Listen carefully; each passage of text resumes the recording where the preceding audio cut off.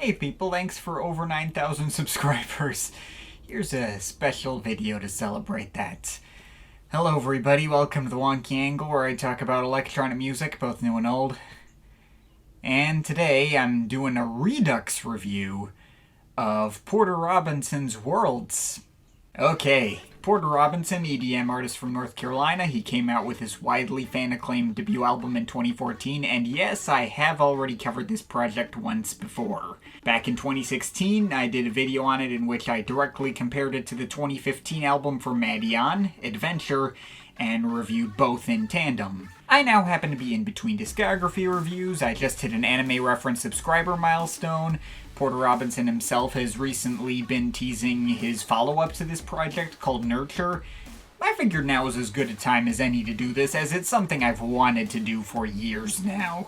Now, there are a few reasons why I wanted to come back to this one and cover it again. Something I've never actually done before on this channel and probably will not be doing again. Most notably, I find the original video I did in 2016 to be quite lacking when it comes to explaining my thoughts on this project now. It's one of my more infamous reviews from very early on in my channel's life, and there's a lot more I have to say about it now than I did back then, with the benefit of hindsight and history, which is why I felt compelled to redo this specific one out of any of the other projects I've covered over the years.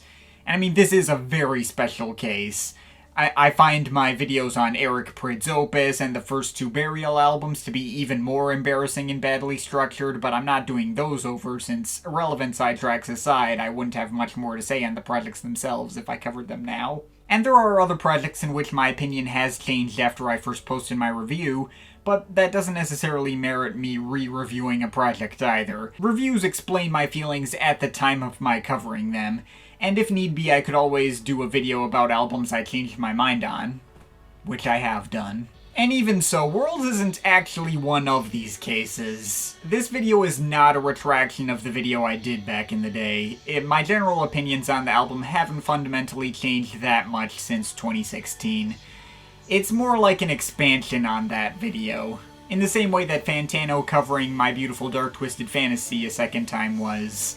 His score didn't change, just his perspectives and the amount of detail he went into, and that's what this video is gonna be too. The only major retraction I feel like I have to make from the original video is that I don't think it's helpful to either this project or Melodies' Adventure to directly compare them in the way that I did. Even if they are both widely fan-acclaimed EDM projects that had a very similar approach and mix of bombastic and melodic stylings, and some pretty obvious influences from the world of indie rock from around that time, and the two artists even being friends and one-time collaborators. Still, going into one expecting the experience and appeal to be the same as the other, I now feel is a pretty big disservice to both. They're very similar, but they're not that similar. I still think Adventure is easily the better project for all the reasons I said before, but that's not really relevant to the discussion. But yeah, I'm not going to be waffling around about the album titles this time, or talking about why one is worse because I expected it to be something else that it wasn't. I've seen a lot more perspectives on this project, I've had a lot of time to think about it, and it's just been haunting me for years. I couldn't stop thinking about it. This isn't even my first attempt at re-reviewing this album. I tried doing it back around 2017 and just scrapped it because I thought too much of it was a reaction to the ridiculously obnoxious and borderline delusional fanbase who would stop at nothing to prove that this was objectively the greatest album ever created by mankind, bar none, and anyone who thought otherwise was either stupid or evil or both. And that's not really even an exaggeration. For years it had been so hard to just listen to this album on its own merits without having to break into a rant on how absolutely out of control the hype was. I don't think the fanbase is quite as intense as they used to be, or at least I should hope so for everyone's sake. And I eventually just got to a point where I stopped caring about what fanbases thought either way, though that didn't stop me from still thinking about this album or internally ranting about my various issues on this project anytime I even saw it brought up in passing. I do still generally enjoy this album and have quite a bit of respect for its place in history and its ambition, but it's very frustrating to listen to. I feel like there's so much missed potential here, things that could have been done a lot better, tracks that I really like one element of but really don't like another element of, and this weirdly self-important and pretentious attitude surrounding it that felt like Porter thought this project was doing so much more than it actually was, and can't help but put me off a little. It feels to me like electronic music's equivalent to J. Cole's 2014 Forest Hills Drive. I do really like that album for what it's worth. But yeah, similar presumptions of greatness and denouncing the mainstream built into the text in a less than subtle way. Similar move to marginally less commercial territory that was kinda risky, but not that risky. Same lukewarm critical response, same psychotic fan base too. Now of course it's not a perfect parallel, regardless of what I personally think of Worlds and whether I think its lofty ambitions to change the game were truly met. It definitely became a self-fulfilling prophecy. I may not have been really paying attention to the EDM scene at the time it came out, but while working with Landon Remixes on that video going through essential albums of the decade, its place in history was put into much sharper focus for me.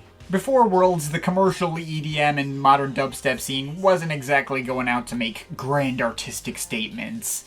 The scene Porter had immersed himself in was very noisy and aggressive and very much not serious. All your Skrillex and Knife Party and all that stuff was the norm. Just kind of stuff meant for having a good time. Then Porter comes in with this project, which was supposedly a concept album that has all these cutesy anime and video game soundtrack influences, and that kind of M83 Hurry Up We're Dreaming style of childlike wonder and epicness. But still very much an EDM album at its core, aimed at that particular EDM audience. People who were more familiar with the indie rock and synth pop scene of the time might not have found it to be anything all that special, given how it did take so much of its ethos and approach and sound from that kind of stuff. But the EDM crowd, not used to someone trying this hard to make a meaningful artistic statement, was totally mind-blown by it. And it caused a noticeable shift in the trajectory of the EDM scene in general. As the years went on, EDM stopped being about mindless party music and started trying to be more epic and heavy. Dubstep went out and future bass came in, artists like Illenium became more the norm, and it probably also helped open up the door for there to be an audience for even less commercial, more artistic, and, in my opinion, much better EDM-adjacent artists like Sakura Burst, Elon Moore, Frequent, Hudson Lee, etc. Worlds is the kind of project I could even pull out the word classic to describe. I use classic as a neutral term to describe its giant, measurable impact and its status as this big watershed moment in time for the genre, whether I personally enjoy it or not. But in that way, I think it qualifies. This context also explained the ridiculous comments I saw back in the day about people finding this to be the first and or only electronic album they ever heard that had emotion in it.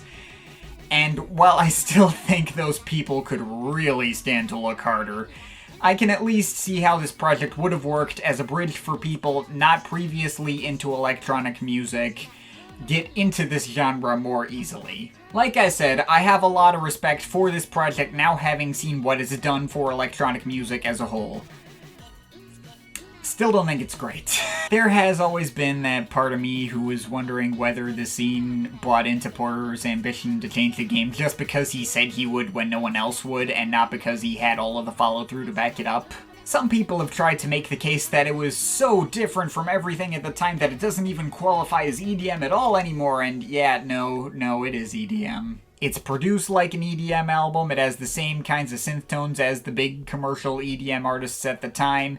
The compositions are very simplistic and retain some clear pop appeal. It would not have made sense coming from any other scene besides the commercial EDM scene of the mid-early 2010s. It may not have been actively trendy or directly seeking out crossover appeal, but it is still a product of its time. It would not be difficult to guess when it came out. Back in 2016, I even went as far as to call Porter a Skrillex wannabe, which really pissed people off, and yeah, that was badly worded and not really what I meant.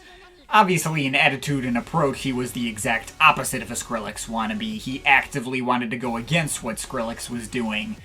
But he still used a lot of the same kinds of sounds and synth textures that Skrillex used, and was roughly equally as good as a producer. That is to say, mostly pretty average and doesn't seem to know what subtlety is. Yeah, that's probably my biggest issue with the album to this day.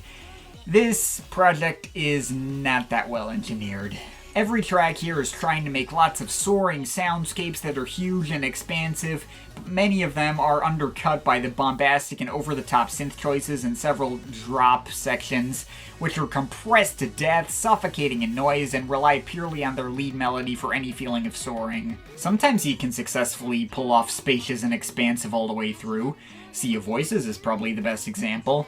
But other times he totally drops the ball. See Sad Machine and Fresh Static Snow, which at points sound like they're crushing themselves under their own weight, totally bricked out, clipping everywhere, and sound like ass in that special way you only see in mainstream EDM of that time. That's why I still appreciate Polygon Dust being here, even if compositionally it's basically a less memorable and more generic copy of Sad Machine. It was at least better produced. It has a slightly more restrained approach and doesn't go as far over the top, allowing its reverb-covered vocals to create more of a sense of space while still hitting hard. I'd complain about the millennial whoops, but that cliche hadn't been totally beaten into the ground yet in 2014, so I'll excuse it here. And there are plenty of moments that fall somewhere in between that have like a moment that's done well and a moment that's not. Hear the Bells is a good example. I like this track more than I used to, thanks to the choir-like vocal performances from Imaginary Cities in the pre-chorus section. It's so far from me now, oh, I can hear the sound. That part is really good, but I still don't particularly care for that giant triumphant fanfare drop, which not only sounds way flatter and totally drowns out the singers, but also has this cheesy, cliched major key progression, which, I mean, sure, these worst moments still sound huge and imposing, but, I mean, so do Steve Aoki's Neon Future albums. It's not an inherent positive. Another problem I used to have with this project is that I thought it was really samey and ran together. This is still kind of the case. Most of these tracks go for very similar ideas, with only like 4 tracks that try to break the mold more, and even those really aren't that far removed from the sound of the rest of the album. But Worlds is an album that lives and dies by its lead melody lines, and the melodies and hooks are easily the project's biggest strength. This is hardly an album I put on all the time, but I could put this project down, not listen to it for years, and still remember the tune to every single track, which is no small feat. It's something that even the least interesting tracks on here can lean on as a major positive, and makes them all the easier to distinguish from each other. Only track that doesn't have that honor is Natural Light, which doesn't really have a hook, but I still appreciate it being there as a much-needed lower-stakes breather moment, and a slightly weirder instrumental interlude to help break up the sound of the project a little. And Sea of Voices doesn't really have a strong hook either, but obviously that one stands out as one of only 2 moments on this album where I felt like the sound design and production actually felt like it lived up to the grand ambition and scope Porter was going for. The other being Fellow Feeling, but I'll get to that one later. Sea of Voices being the lead single for the album was a move specifically designed to throw people off and subvert expectations. It is easily the least commercial moment on the album. This gorgeous ambient piece with lots of layers of melodic synths that actually gave all its musical elements space to breathe. At least until that segment in the last 2 minutes where the drums kick in and it gets all overstuffed again, but it's still not nearly as bad as most of the other tracks on here. It still retains some of its spaciousness and impressiveness in that part as well. And while I'm at it, I do appreciate the inclusion of Flicker on this album as well. This kind of Daft Punk-inspired, sorta new disco-influenced thing with a ton of cutesy Japanese voices chopped up all over it as the hook instead of a lead melody like all the others. Admittedly, I really gotta be in the right mood for that one. If you told me you found this track intensely annoying or horrifying, I would be like, yeah, I feel you. But I do still find it catchy and it helps break up the project sound as well. I don't mind it too much. But yeah, sonically, the rest of this project is still kind of one note to me, and I wish it had more variety. Though the album is very cohesive and aiming to all fit into the same little musical universe, I get how it could work for people in that way. But that also kind of ties into another issue with the project I used to have, and it's that I thought the guest vocalists all sounded kind of the same and didn't have much personality. A lot of people rushed in to tell me this was because the album was trying to tell a story, and the guest vocalists were all trying to play the same characters. Which immediately begs the question, what even is the story of this album? Yeah, I'm gonna have to talk about the lyrics on this album. Fans have told me about how they think this project has such a profound, deeper meaning, so I had to at least try and read into it. And there is shockingly a lot to say about the lyrics. Not necessarily all positive things, but, it feels like there was effort put into this department, unlike 90% of albums in this genre. So, the story. I can tell that there's this kind of robot girl or AI involved in the story, is symbolized by the Vocaloid voice that appears on Sad Machine, Fresh Static Snow, and Goodbye to a World. I presume that would also include the Japanese voices on Flickr. And I guess there's a guy main character whose voice is heard on Polygon Dust, and most of the lyrics seem to be pointed towards. But there's also plenty of human female guest spots, mostly from Brianne Duran and Amy Milan. I don't know whether they symbolize a different human girl entirely or just the same AI robot girl or whatever. But what actually happens in the story? So what I can piece together just by what's said in the lyrics.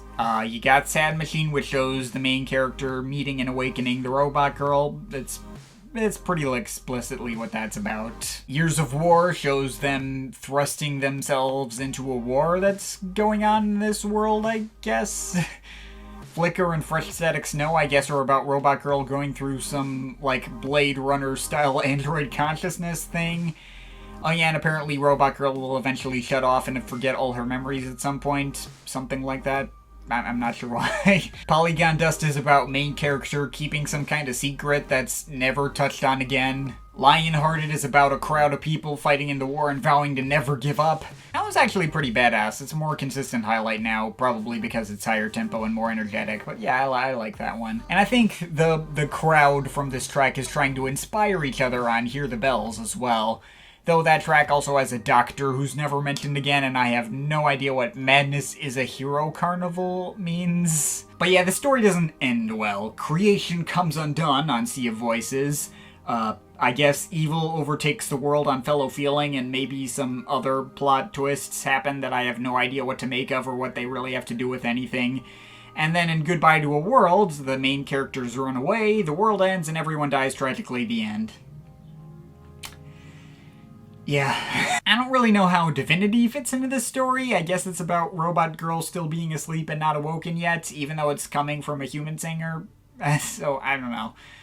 Look, this album's got the vague shape of a story and an arc, and there's just barely enough details to sort of piece something together. But it never really explicitly comes together. The listener has to do most of the work in their own head. A lot of this feels like a stretch. You get to hear what's going through the minds of these supposed characters, but you never see any mention of what they actually do or how they contribute to the story.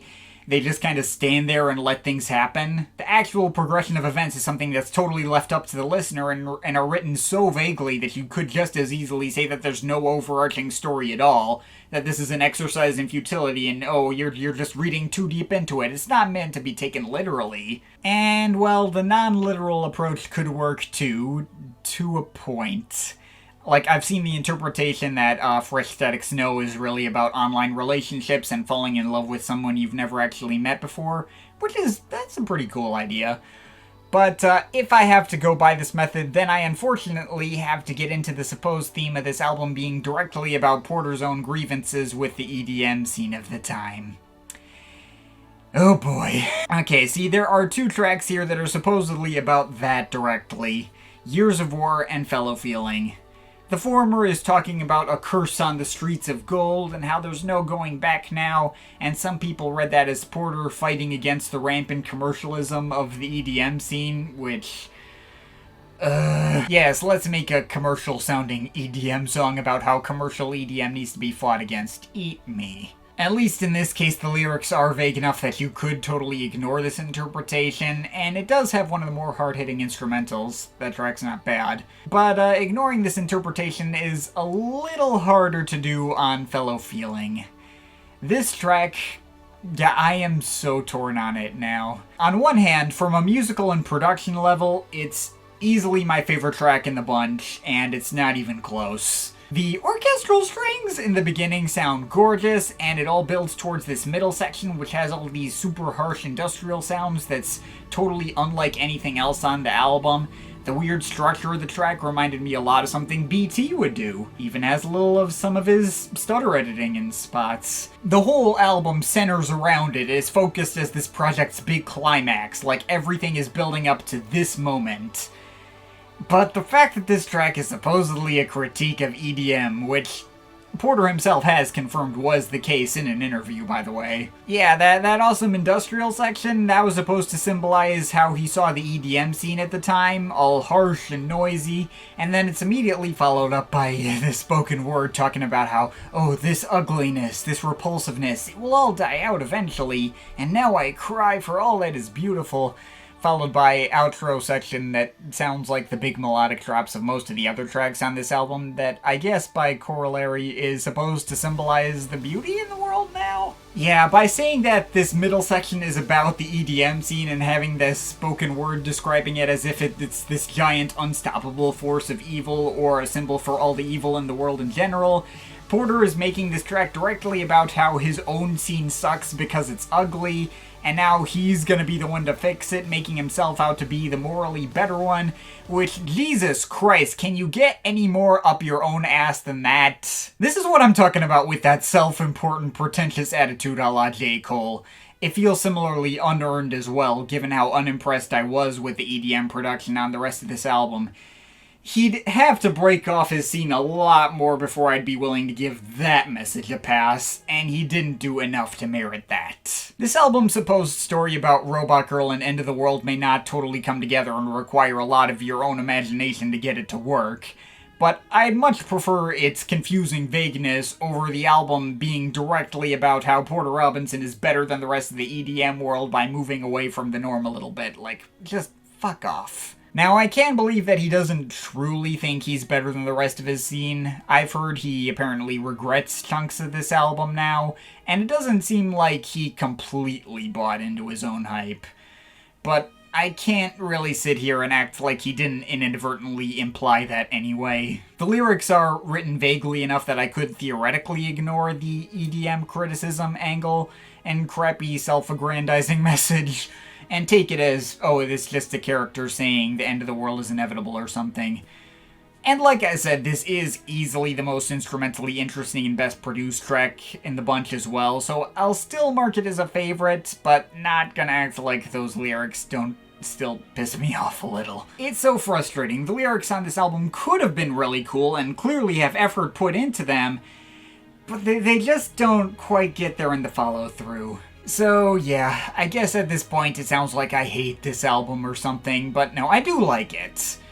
But it's an album I gotta turn my brain off and enjoy on the level of a normal EDM album to get into most effectively. It gets better the less seriously I take it. There's so many issues I have with it, from the production to the lyrics to the compositions, that can't help but pop into my brain whenever I put this album on. It's so personally conflicting, and I want to like it so much more than I do. I understand anyone who thought this project was mediocre and dull or not their thing, but I also kind of feel like I get why some people found this experience to be totally mind-blowing. My own enjoyment of the project is pretty surface level.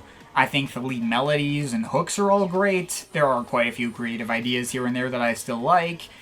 I still enjoy the little MIDI passages that are trying to sound like the Ocarina of Time soundtrack. I don't even mark the heavy indie rock influence and similarity to bands like M83 as a negative. Even if this album is not better than Hurry Up We're Dreaming, I do still think he was able to craft those influences into something that's more uniquely his own. I'll be honest, I had even gotten worried that the intensity of this album's fanbase and the constant screaming about how this album is 10 out of 10 perfection would mean that Robinson would have no impetus to improve himself or try new things, which at least doesn't seem to be the case. I haven't heard the singles he dropped from his upcoming new album yet, but I have heard the Virtual Self EP. I did quite like the retro, old-school, late 90s trance and drum and bass styles he went for there, and I liked how he was moving his style into new territory. Didn't really give much to say about it besides that, or feel like anything game-changing either, but I do not feel compelled to break into an overlong rant when I hear it, which is good. So who knows, he could end up surprising me with that second album. There's certainly lots of room for improvement on this project, and I think he's still got the potential to deliver something much better. But yeah, Worlds itself, it's far from great. I still think it was way overhyped, but I also still probably enjoy it more than most other critics I've seen. I still found quite a bit to like about it and do still respect its game-changing status. If it inspired people to want to push themselves more, then the world's all the better for it. Yeah, it's a pretty good, if deeply flawed project that I have been in the mood for sometimes, and I stand by my original rating of a solid 7 out of 10. But of course, this is just my opinion. You can feel free to disagree with it, but I'd like to hear your thoughts, so leave the comments in the comment thing down there. Shout out to my Patreon supporters, they're awesome people. You want to add yourself to that list or make me review something, link to my Patreon is in the description. But yeah, that's pretty much it. That's all for today. See you next time.